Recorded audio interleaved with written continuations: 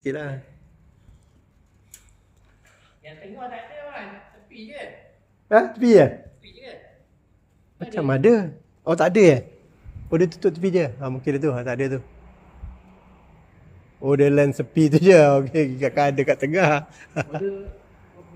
Okey lah kot. Okey tu ada dia tak kelabu dah. Okey. Mungkin tadi dia dah cabut kot. Sebab tadi dia macam kelabu. Dah okey dah. So masa kuliah 2. Jumaat pun sama juga. Kalau Jumaat kan, tadi 1 mimbar. Tekan 1. Tekan 1 mimbar kan. Bila habis, tapi kalau nak auto pun boleh tadi. Dia mimbar dengan solat tu auto. Cuma stop pun auto.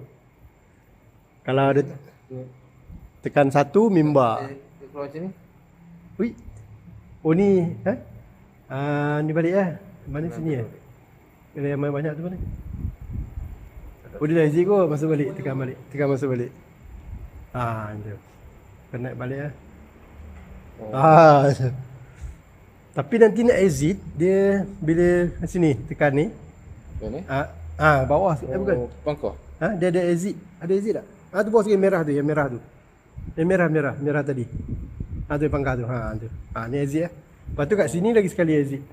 Sini. Bawah sekali. Oh. Ni baru betul-betul off.